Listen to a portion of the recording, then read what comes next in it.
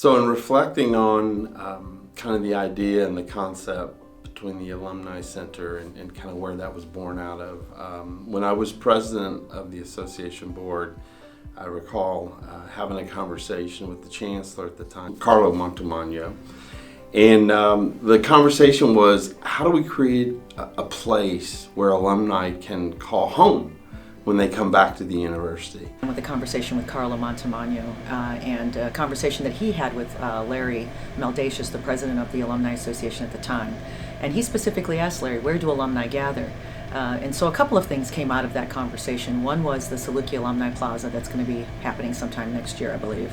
And then the other was the opportunity to move into Woody Hall with an alumni center. We talked about, there were various places around campus, and I had talked to quite a few alumni about, they typically came and they'd hang out at the student center, or they'd hang out in one of the university buildings that they had most of their classes in.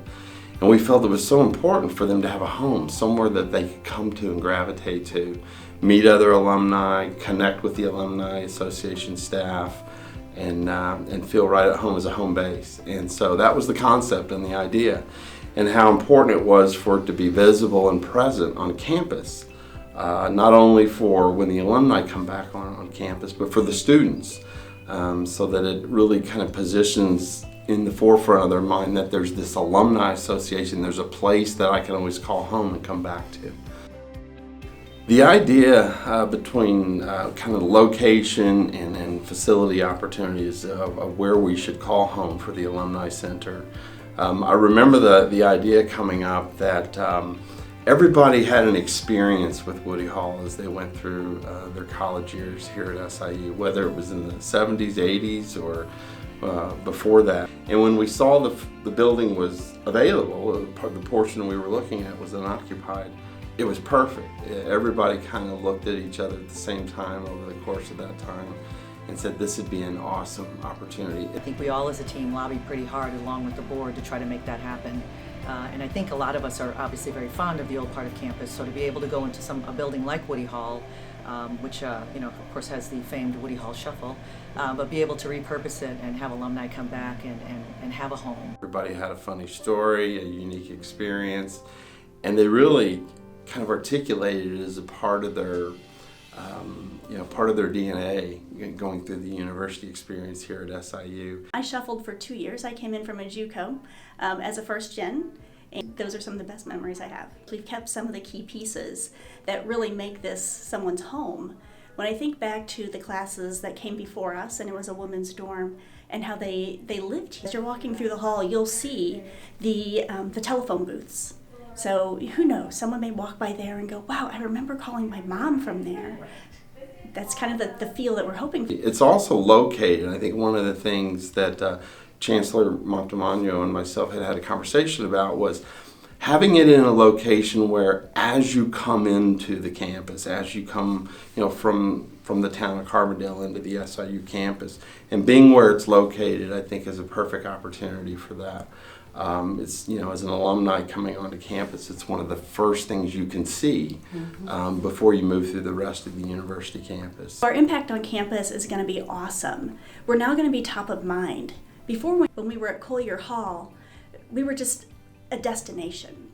You had to really put your mind to getting to us. Now that we're in the middle of campus, people see us and they want to be part of the great things that we're doing. And it allows us to be a part of the great things that are going on campus. In our new location, students will see us every day as they're walking through, and they're going to understand the relevance that alumni have to our campus. When we have alumni back on campus, we want to make sure that they feel at home and that they're able to conduct the business that they're needing to conduct. So as you go through our halls, you'll see our conference room, you'll see Alumni Business Center. So when alumni come back, they'll actually have a place to continue their business. Being able to come back on campus, maybe walk to the student center, grab a cup of coffee, retrace those steps that they once took on a class, and then come back to Woody Hall and get some work done. That's kind of what that was about.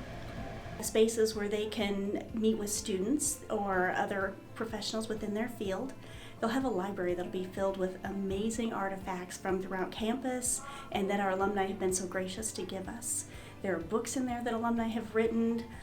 We have worked with University Press, and you'll find books in there that were both written by university professors and that were written by by alumni. And we're going to find a catering kitchen, so as we have these awesome events, we have a place, to make the food, because what's more important in a home than food?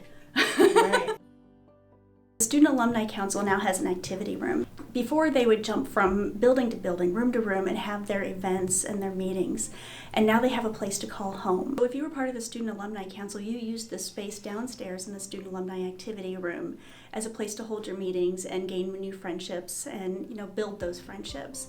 As you become alumni, whether you're part of that Student Alumni Council or not, you know where the Alumni Center is. We've been part of your life. So when you truly are alumni and in the world and you come back, it's a point of pride and a point of nostalgia. In the Woody Hall courtyard, you've seen a beautiful transformation. Everyone remembers what it looked like when they were in school here. And now as you look back, thanks to the class of 1967, you'll see a new landscape, sort of like the new landscape that the university has built over time. We've kept the landscape consistent, but we've also updated it. I've had the opportunity to visit the facility as it was being developed, and some of the creative thought was going into the design. And there's always a way you think about it and look at it on paper, and then there's a difference of when you walk in and experience it. And sometimes those don't match. In this situation, I think it feels better than I thought I would have envisioned on paper. You walk through, and it's an area that you want to work in, you want to talk with people, you want to meet friends. It's an area you want to bring your family. So as you're trying to recruit your children to go here as a legacy, bring them here. I think it's something to be proud of. And so the board really rallied around it. There really wasn't a debate about it whatsoever. Once the board leadership brought forth the concept and the idea, we identified the funding mechanism to make it happen. It was very early in the stage unanimous at the board level. And as I said, the board as a whole rallied behind it, provided ideas, participated in the design and the creativity, the warmth of the facility. And so from day one, it was really a positive kind of inertia-driven idea from the board. We've worked with plant and service operations from the very beginning to make the facility happen.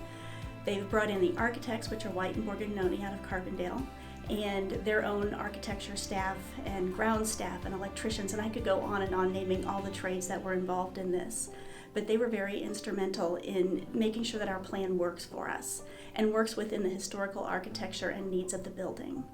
Along the way, that same staff has really worked hard to make sure that everything is done right, that every detail is taken care of, and they've put just as much pride into this building as we have.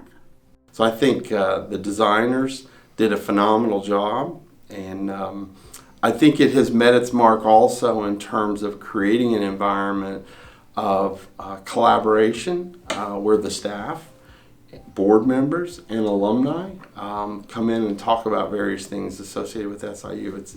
It forces that to happen almost automatically.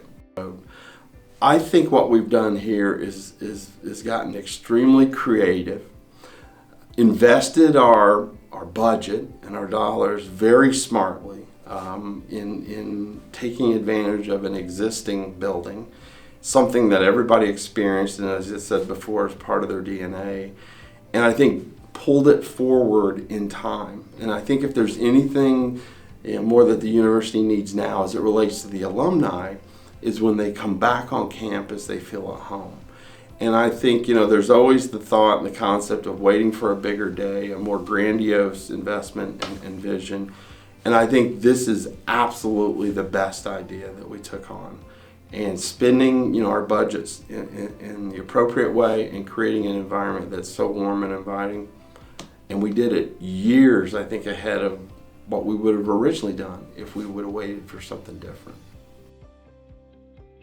So the vision, if you will, of this is really, I think, just the start. It's a big start because it was a significant undertaking, but I think the vision beyond the center itself, as you know, we're going to expand the Alumni Center to include a back patio area where events can be held, outside. You can intermingle inside the center and outside the center as well. And then just beyond that is where the Saluki Alumni Plaza is going to be positioned early part of next year. And I think all of those tied together with Pulliam as the backdrop, Morris Library over the berm, and then the rest of the campus in the background is a phenomenal setting for whether it's meet and greet, whether it's large grandiose events, but I think it represents the university extremely well with our alumni, with local community, and prospective students as well that are looking to come here.